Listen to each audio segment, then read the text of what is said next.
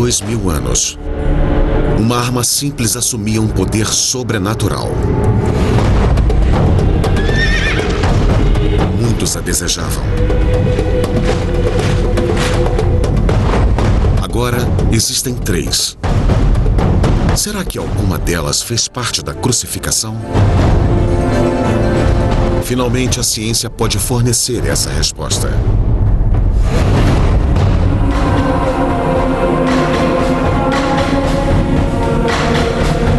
A lança que feriu Cristo.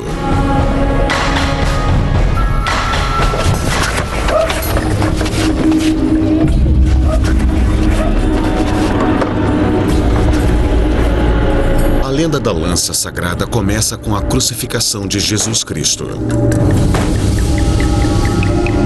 A Bíblia nos diz que a morte de Jesus foi misericordiosamente rápida.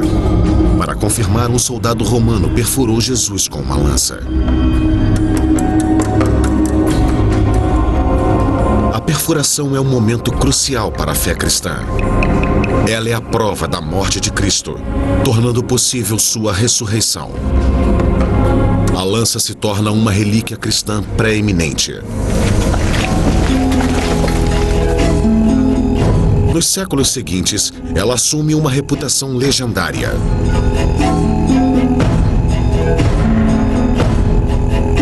Dizem que o imperador Constantino tinha a lança sagrada quando impôs o cristianismo no Império Romano. Com a lança ao seu lado, Carlos Magno criou a primeira União Europeia em meio ao caos da Idade Média. Tanto Napoleão quanto Hitler almejavam o poder místico da lança para que pudessem dominar o mundo. Hoje, existem 3 lanças sagradas, que não são consideradas cópias. Uma se encontra na Armênia, outra no Vaticano e a outra em Viena. Uma dessas poderia ser a lança de Cristo?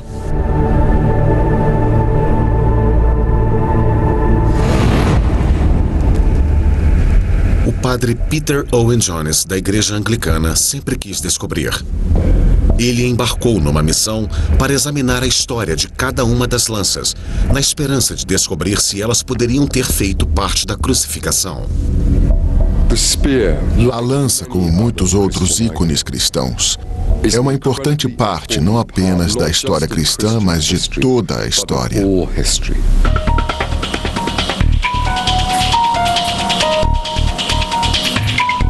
Robert Feder, especialista em metais e artefatos antigos, pretende avaliar cientificamente cada lança para determinar sua idade e origem.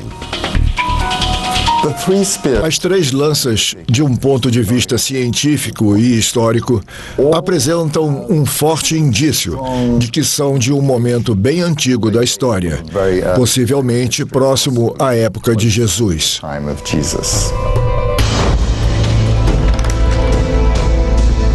A primeira coisa que ouvimos sobre a lança sagrada depois da crucificação é que ela aparece na Armênia. Os armênios ainda afirmam possuir a lança sagrada. Portanto, este é o lugar onde Peter começa sua busca. Esta é a Catedral de Etchmiadzin, o coração e a alma da Igreja Apostólica Armênia. E é onde eles guardam a lança sagrada. Como ela veio parar aqui é uma ótima história. Segundo a Igreja Armênia, um dos 12 discípulos de Jesus levou a lança para lá. O apóstolo Tadeu chegou aqui alguns anos depois da crucificação. Ele trouxe a lança sagrada e os sacerdotes pagãos se sentiram bastante ameaçados com sua presença. E por isso ele foi decapitado. Antes de ser morto, Tadeu converteu alguns poucos pagãos ao cristianismo. Eles ficaram com a lança a escondendo numa caverna secreta que depois se tornou o mosteiro de Gerhard. Gerhard significa lança em armênio. A lança permaneceu escondida por mais de 200 anos, até que um habitante local chamado Gregory desafiou os padres pagãos, pregando o evangelho na Armênia. Mas os pagãos eram poderosos. Gregory foi preso.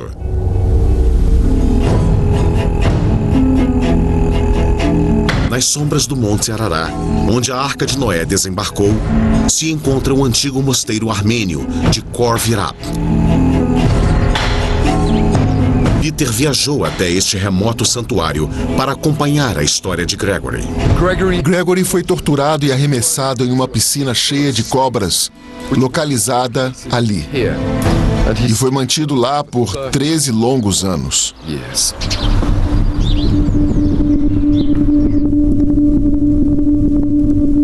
Milagrosamente, Gregory sobreviveu 13 anos naquela piscina de cobras. Conta a lenda que por fim ele recuperou a lança sagrada. Com a lança em suas mãos, ele derrotou os deuses pagãos. Converteu o rei e toda a sua corte ao cristianismo. E no ano 301 d.C., a Armênia se tornou o primeiro estado cristão. A lança foi então alojada no coração da igreja mãe da Armênia, a Catedral de Etmiadzin. Na igreja é uma das coisas mais sagradas que temos. Apesar da igreja armênia mostrar sua lança sagrada somente a cada 7 anos, Peter recebeu permissão especial para vê-la. Será que esta lança perfurou Jesus Cristo há 2000 anos?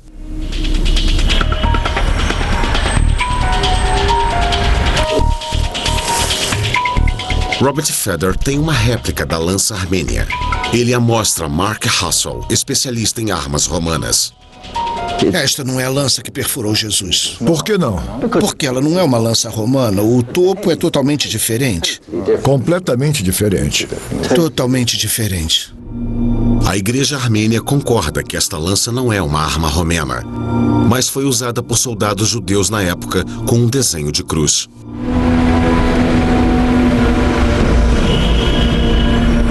A segunda lança sagrada que Peter investiga é a do Vaticano. Aparentemente, ela trouxe a paz para inimigos mortais, os muçulmanos e os cristãos. A investigação de Peter começa aqui, nas muralhas de Constantinopla, atual Istambul. 600 anos após a crucificação, Jerusalém foi conquistada pelos persas. Então, o conto da lança do Vaticano foi dividido em 2. De alguma forma, a ponta desta lança foi quebrada nessa época. Não sabemos como, mas ela veio parar aqui, em Constantinopla, capital do Império Romano do Oriente, onde foi colocada num crucifixo incrustado de pedras preciosas.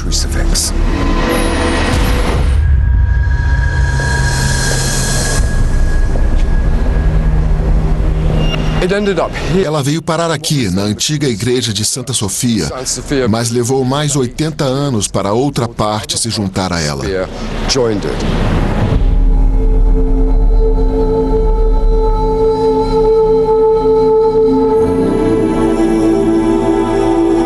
Ambas as partes da lança continuaram em Constantinopla por mais 600 anos. Até que o rei francês Luís IX comprou a ponta da lança. Ele acreditava que essa importante relíquia oferecia a ele uma ligação direta com Deus e, consequentemente, honra e prestígio.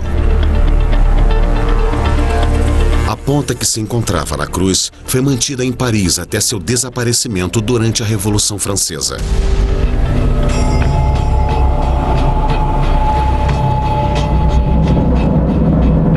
O resto da lança continuou em Constantinopla, que foi conquistada pelos muçulmanos no século XV. O mundo ocidental era dividido nesses 2 enormes blocos, cristianismo e islamismo. A lança de Cristo também foi dividida em 2 partes. A ponta ficou em Paris e a maior parte dela na Constantinopla Islâmica. Em 1492, o sultão deu o resto da lança ao Papa e, em troca, pediu que ele mantivesse seu irmão preso na Itália, já que ele estava reivindicando seu trono.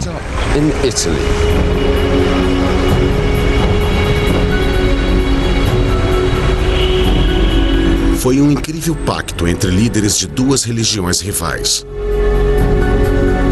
A lança sem a ponta foi levada à Basílica de São Pedro e vendida mais uma vez. O Vaticano não faz nenhuma reivindicação quanto à sua autenticidade. Se ela for a lança verdadeira, a autêntica, então nos oferece uma melhor compreensão da paixão redentora de Cristo e da misericórdia de Deus, que não busca vingança pelo mal que ele fez. Infelizmente, o Vaticano não mostra a lança, nem permite que ela seja testada cientificamente. Robert Feder foi capaz de localizar as únicas imagens existentes da lança do Vaticano. Uma série de desenhos feitos no início dos anos 1900. Ele os mostrou a Mark Russell. Essa poderia ser então uma genuína lança romana se considerarmos esse anel aqui ou isso aqui. Embora a lenda diga que as lanças da Armênia e a do Vaticano tenham um enorme impacto na história, Feder não conseguiu achar nenhuma ligação com a crucificação. Ele e Peter vão examinar agora a lança de Viena, que tem uma reputação incrível. E com uma análise cuidadosa, ela revela um segredo surpreendente. No interior do Museu de História da Arte de Viena está um tesouro. Este é o lar da lança de Viena, que faz parte de uma coleção de algumas das mais fabulosas joias e relíquias da Europa. O museu é a próxima parada de Peter. Ele quer examinar a estranha jornada dessa relíquia extraordinária. A história da lança de Viena é uma história de poder, glória e ganância. Sua reputação é extraordinária. Mesmo que as lendas em torno dela sejam parcialmente verdadeiras, ela ajudou a moldar o destino da humanidade.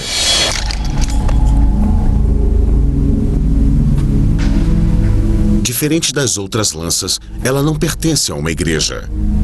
O museu concede a Robert Feder a oportunidade única de testar essa relíquia de valor inestimável. Para um especialista em metais antigos, não há nada melhor. O que Peter descobre o leva a uma extraordinária viagem no tempo, pela história que envolve alguns dos personagens mais poderosos e horripilantes dos últimos 2000 anos.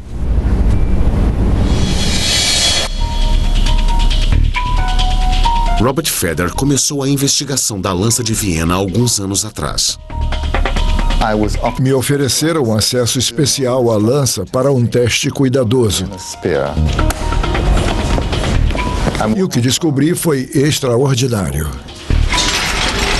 Enquanto esperávamos a lança chegar do museu, eu ficava cada vez mais animado. Era uma oportunidade única de examinar uma relíquia de enorme importância histórica.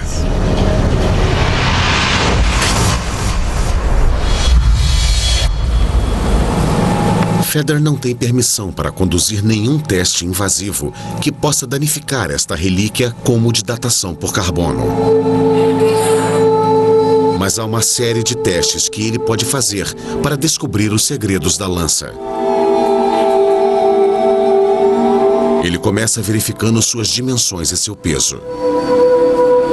Nós precisávamos determinar se a lança se encaixava nos parâmetros de uma lança romana normal. Feder, então, verifica as propriedades magnéticas. O ímã mostra que a lança foi feita de ferro. Em seguida, ele procura resquícios na relíquia. O menor vestígio de material biológico pode ser usado para determinar qualquer resto humano.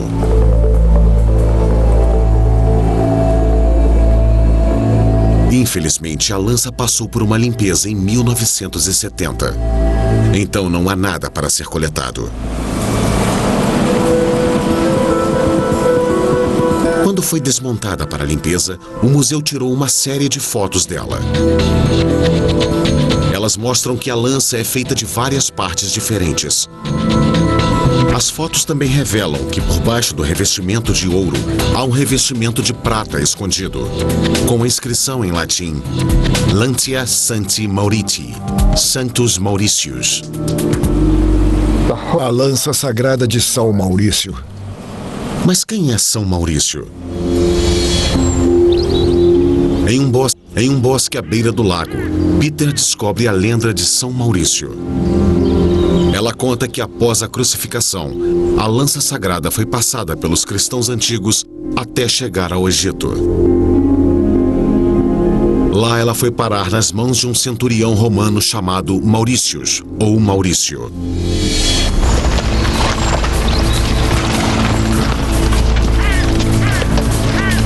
Ele era cristão e comandava uma legião de soldados cristãos. A história conta que no ano 286, ele levou a lança para a Europa. O imperador romano Maximiano ordenou que Maurício e sua legião ajudassem-no a acabar com uma revolta violenta na Gália, perto do lago de Genebra, na atual Suíça. Mas quando ele chegou lá, a revolta já estava sendo duramente reprimida.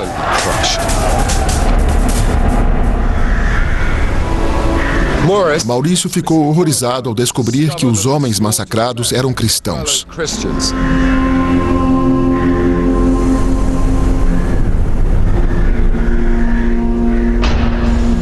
O imperador Maximiano exigiu então sacrifícios pelo sucesso da missão. E foi neste momento que Maurício e seus homens respeitosamente se recusaram a participar.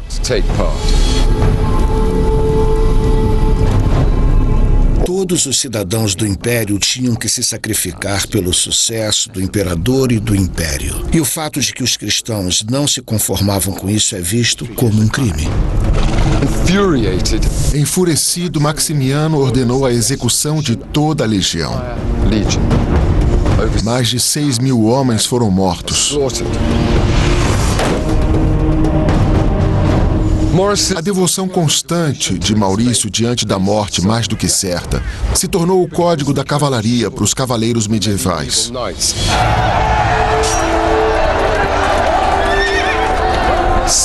São Maurício é o santo padroeiro dos cavaleiros, soldados e exércitos.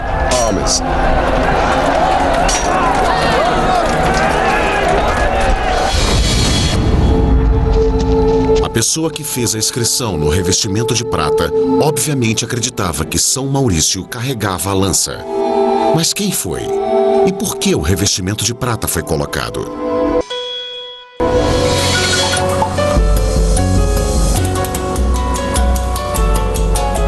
Analisando as fotos, Robert Feder descobriu que em algum momento a parte superior da lança foi quebrada em duas. A camada de prata foi acrescentada para fortalecer a lança, depois dela ter sido quebrada.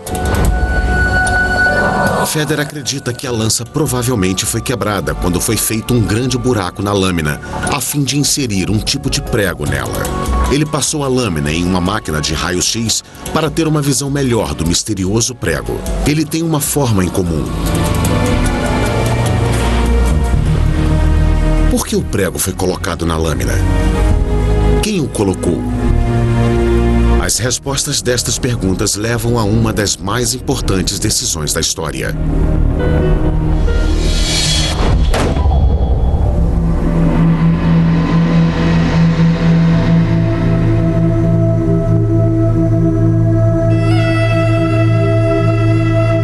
Seguindo a lenda da lança de Viena, Peter Owen Jones agora a encontra no centro de um dos maiores momentos de virada da história.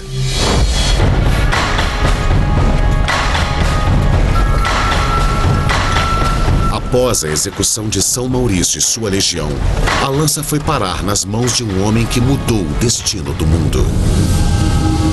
O imperador romano Constantino o Grande. Quando Constantino apareceu, o Império Romano foi fatalmente dividido, política e religiosamente. O Império Ocidental era composto pela Itália e o Império Oriental pela Turquia. Constantino era poderoso, mas extremamente ambicioso. Ele queria fazer o Império Romano voltar a ser forte. Para isso, ele precisava unificá-lo sob o comando de um líder, ele mesmo.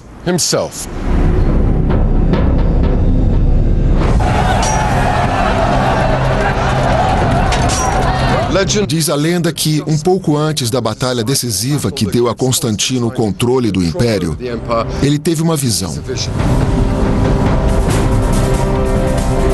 Uma cruz em chamas aparecia acima do sol com as palavras: "Com este sinal ireis conquistar".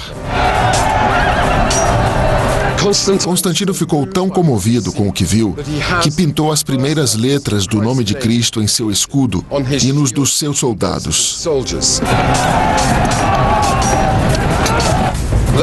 A lenda também diz que ele carregava a lança sagrada com ele na batalha.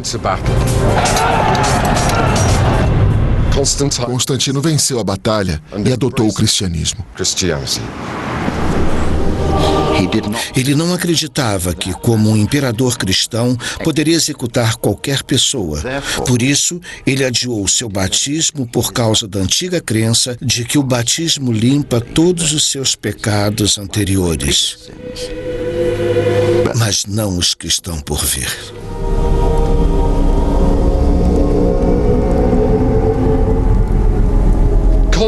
Constantino viu na nova religião uma forma de unificar seu império repartido.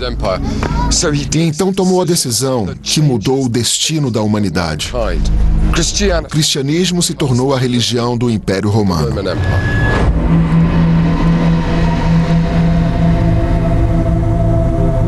A lenda diz que ele estava com a lança sagrada quando tomou a decisão. Parece bom demais para ser verdade. Mas se ele estava levando a lança que o fez vencer a batalha, também não poderia estar com ela na hora dessa importante decisão?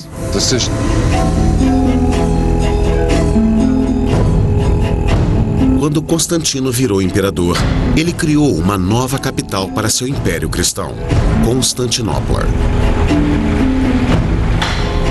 Sua mãe, Helena, que se converteu ao cristianismo bem antes de Constantino, foi para a Terra Santa em busca de relíquias cristãs. Ela voltou com uma magnífica recompensa, incluindo o que ela acreditava ser resquícios da Santa Cruz e pregos da crucificação.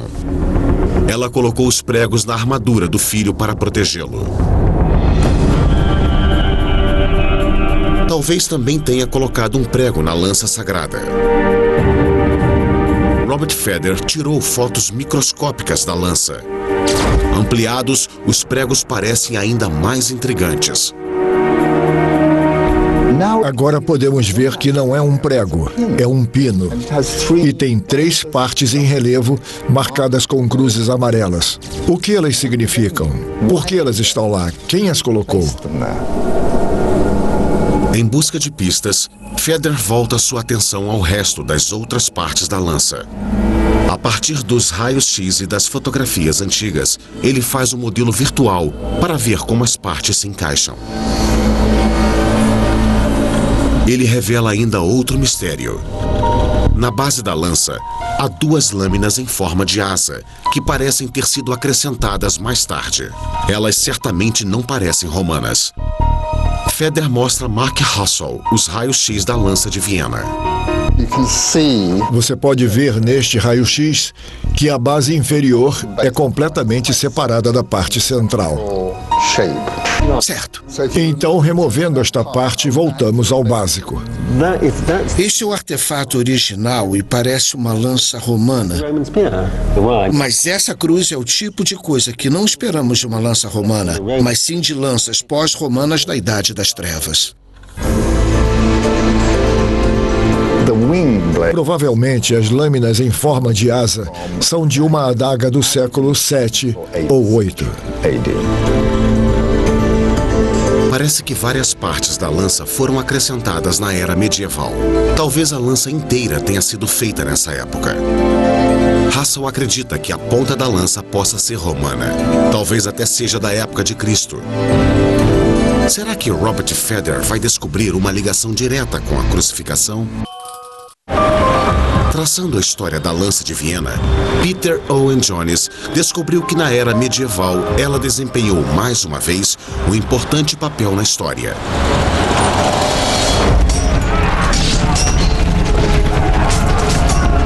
o Império Romano entra em colapso no ano 476, sendo derrubado por tribos germânicas. É o início da Idade Média. A ordem do Império foi substituída por caos e violência. E acredita-se que foi durante este momento de medo e incertezas que muitas das partes da Lança de Viena foram acrescentadas. Mas não se fala mais nada da Lança Sagrada por 200 anos. Até que ela apareceu nas mãos de um poderoso rei e guerreiro germânico, uma figura histórica de grande importância chamada Carlos o Grande, e também conhecida como Carlos Magno. Carlos Magno era um cristão devoto que almejava o poder e a glória da Roma antiga. Diz a lenda que ele levava a lança sagrada com ele quando conseguiu unir quase 12 atuais países europeus que naquela época estavam num estado quase constante de guerra. No ano 800, o Papa o coroou imperador desse vasto território, que se tornou o Sacro Império Romano. Carlos Magno era o homem mais poderoso da Europa. Será que foi ele quem acrescentou essas asas estranhas à lança romana? Para descobrir, Peter vai até a lança no coração do Sacro Império Romano, Nuremberg. Este é o castelo de Nuremberg. Até o ano 1500, ele serviu de lar aos imperadores do Sacro Império Romano. De acordo com um relato escrito sobre a lança na época de Carlos Magno, é bem possível que a lança estivesse com Constantino. Um bispo chamado Liutprando de Cremona escreveu no século X que a lança de Carlos Magno já havia sido de Constantino. Carlos Magno provavelmente tinha ouvido histórias sobre Constantino, que levava essa inspiradora e poderosa lança, que também tinha unificado diferentes partes do Império Romano sob uma única religião, o cristianismo. É possível que Carlos Magno tivesse uma cópia da lança e na sua cabeça ele seria capaz de desempenhar uma tarefa semelhante.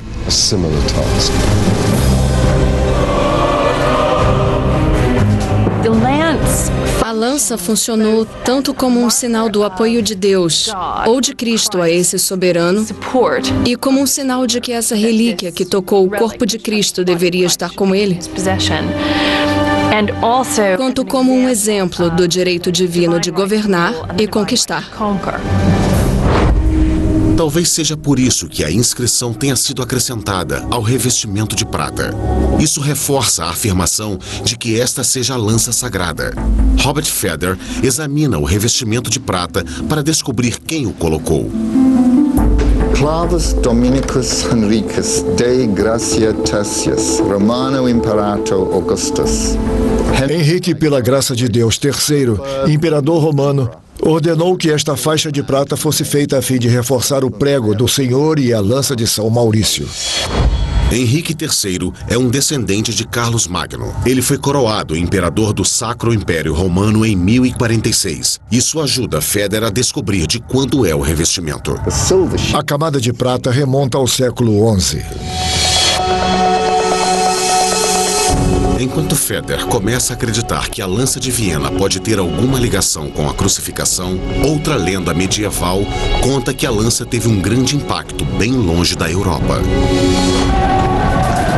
Ano 1097, época da Primeira Cruzada. Cerca de 70 mil homens e mulheres de toda a Europa responderam ao chamado para libertar a Terra Santa da ocupação muçulmana.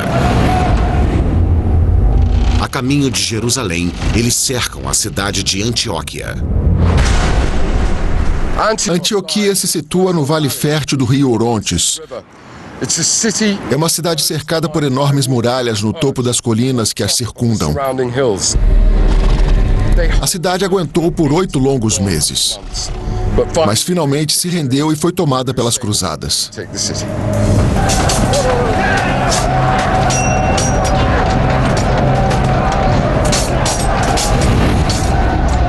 Mas logo após eles irem para as muralhas da cidade, um poderoso exército turco chegou e os cercou. Rapidamente, o desespero foi tomando conta.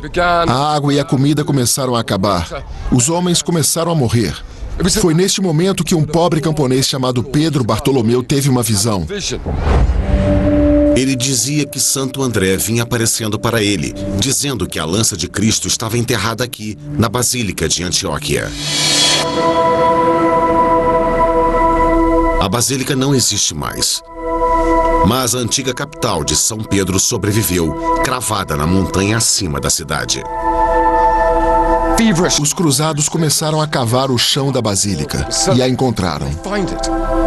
Ou melhor, Pedro Bartolomeu a encontrou. Era como um sinal de Deus. Agora eles não iam mais morrer de fome ou se render. Eles iriam lutar.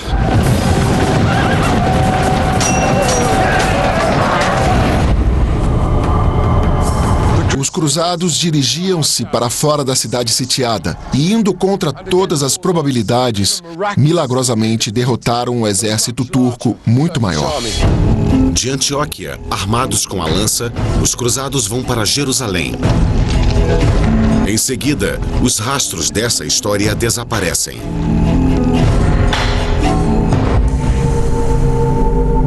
A próxima pista sobre o paradeiro da lança de Viena se encontra na camada de ouro que foi colocada sobre a de prata. Ela também tem uma inscrição em latim: Lantia et clavus Domini. Lança e prego do Senhor. Quem a fez e por quê?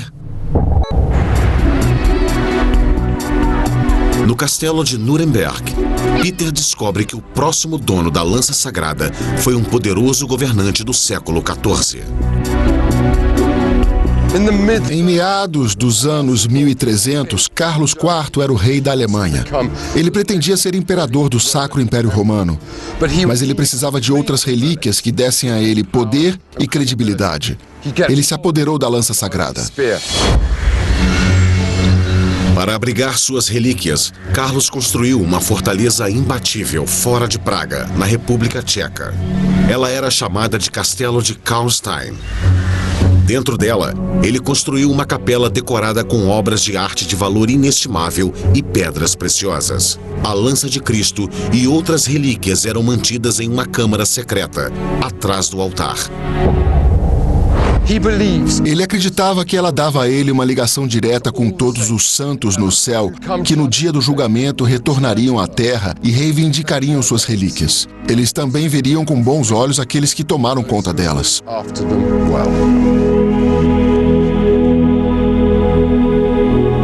Acredita-se que foi Carlos quem cobriu o revestimento de prata de Henrique com o seu de ouro, provavelmente para impressionar os santos.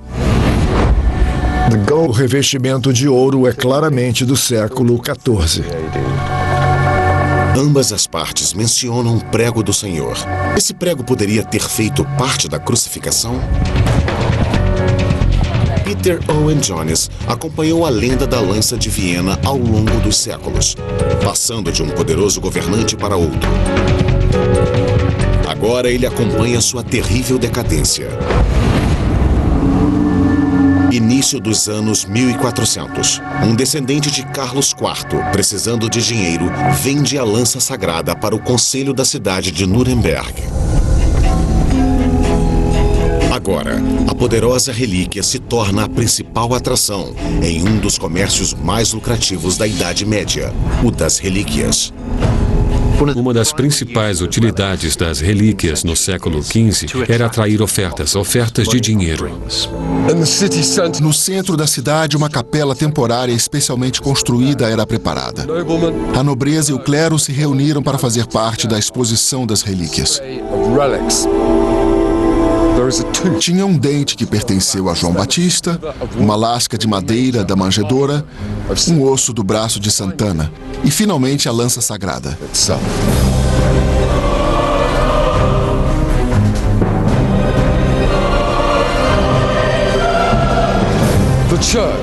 A igreja estava ganhando enormes lucros às custas dos fiéis. As pessoas estavam cansadas de serem exploradas. E com o movimento pró-reforma se espalhando rapidamente, as fortunas de Nuremberg começaram a decair. A lança foi trancada em um cofre de prata ornamentada e ali permaneceu praticamente esquecida pelos próximos 400 anos. Robert Feder ainda está em busca de alguma pista que conte algo sobre o misterioso pino na lâmina. Ele agora expõe a lança a uma pista de fluorescência de raio-x que irá analisar sua composição metálica. A fluorescência de raio-x não pode determinar precisamente de quando é o ferro.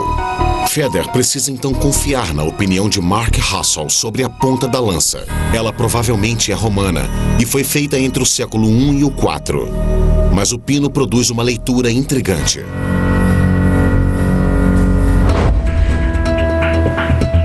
Peter agora acompanha a lança sagrada na turbulência do final do século XVIII, quando outro conquistador ansiava por seu poder e glória.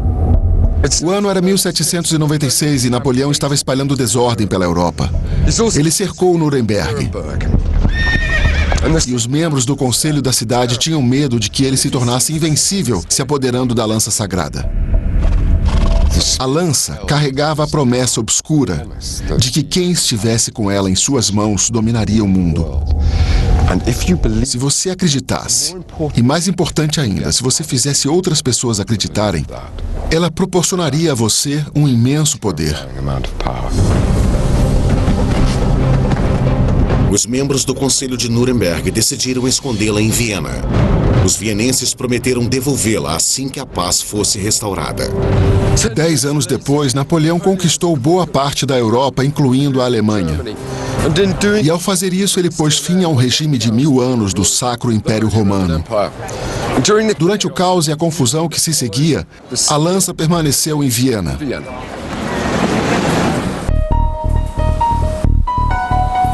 Feder agora amplia os medalhões nos pinos para examiná-los. Ele descobre algo estranho. Parece haver uma ligação entre os medalhões e o resto do pino. Olhando esses medalhões bem ampliados, eles parecem estar separados do pino. Com o microscópio, podemos ver que os dois metais estão separados. E podemos ver a diferenciação, as linhas separando os dois tipos de materiais.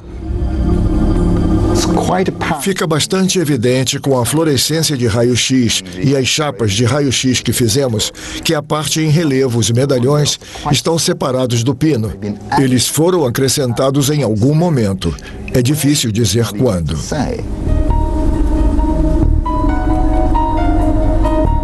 Feder agora conduz um importante teste. Ele avalia a composição metálica do prego romano do século I. Será que coincide com as dos medalhões? Se coincidir, significa que a lança de Viena apresenta fragmentos dos pregos da crucificação, talvez os que Helena trouxe da Terra Santa para o imperador Constantino. Para entrar em 2012, você pode organizar uma festa fantasia ou se preparar para o fim do mundo. O sistema de escrita e a organização dos maias. A jornada de Peter agora o traz ao capítulo mais obscuro e recente da história da lança sagrada. Por mais de 100 anos, a lança continuou em Viena.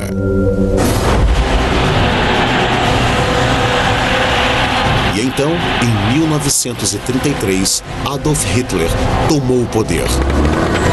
5 anos depois, ele conquistou a Áustria. Foi o primeiro passo em direção ao Império Nazista. O Terceiro Reich. Hitler não perdia tempo na apropriação de joias e relíquias do passado glorioso do Império. A lança de Cristo agora caía nas mãos de um dos mais infames ditadores da história. Ironicamente, Nuremberg era o lar espiritual dos nazistas. E foi para onde ele levou a lança. Numa estranha reviravolta do destino, Hitler levou a lança sagrada de volta a Nuremberg, seu lar, onde ficou por quase 400 anos. O sonho de Hitler de um império nazista durou pouco. No No final de abril de 1945, o exército russo conquistou Berlim. Com a Alemanha derrotada, os americanos começaram a tentar recuperar todas as obras de arte valiosas e relíquias saqueadas pelos nazistas em toda a Europa. Eles encontraram a lança sagrada aqui. Eles a levaram de volta ao Museu de História da Arte de Viena, onde ela continua até hoje. Os resultados do teste com fluorescência de raio-x que Feder conduziu no prego do século I são intrigantes. O prego também tem cobalto, assim como os medalhões.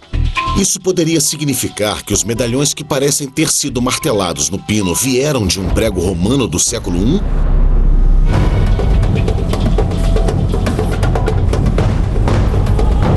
Após completar uma análise detalhada do pino na lança de Viena, Robert Feder pode revelar agora o que ele descobriu.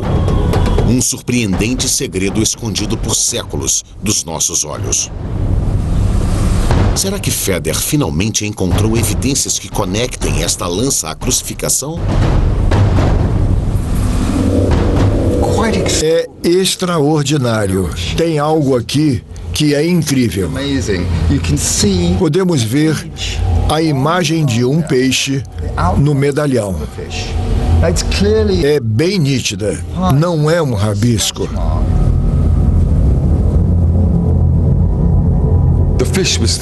O peixe era o símbolo secreto.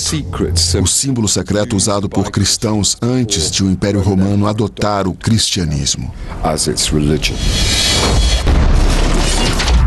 E eles usavam o símbolo porque, às vezes, antes de Constantino, eles tinham medo. Havia um grande risco deles serem torturados e executados. Talvez realçando a importância desse símbolo secreto, Feder descobriu duas letras curiosas próximas ao peixe. Atrás do peixe vemos duas letras romanas, o I e o R, com contorno duplo, o que mais uma vez reflete o tipo de escrita que veríamos em um período distante na história da escrita romana. O que elas significam é uma questão de especulação, mas acredito que signifiquem Iesus Rex, Jesus, o Rei. Sobre a cruz, vemos as letras INRI. Iesus Nazarenus Rex Iudeorum, Jesus de Nazaré, Rei dos Judeus. E as letras IR eram usadas às vezes como uma abreviação.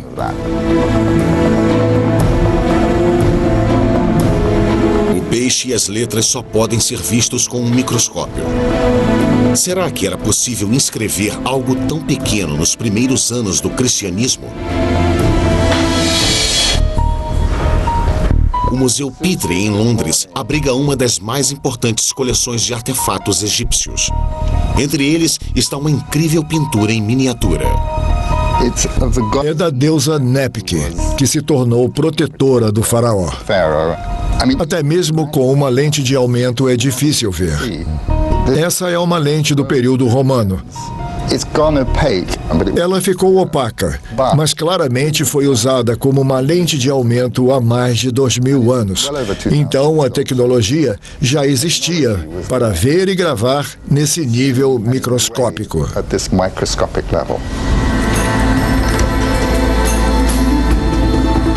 Essas descobertas levam Feder a uma possibilidade fascinante. Alguém teve o trabalho de embutir essas cruzes em cada uma delas, obviamente para marcá-las com algum valor significativo. Ser um fragmento de um prego usado na crucificação de Jesus é uma possibilidade remota, mas uma que não podemos descartar. Com essa descoberta, a investigação de Feder sobre a lança de Viena pode nos deixar mais perto do que nunca da crucificação, uma conquista de grande significado para os cristãos. O verdadeiro valor desse objeto para a gente é um teste de fé. Ele nos permite chegar à mentalidade do que a crença significava. Ele nos permite ver como o sistema de crenças era poderoso.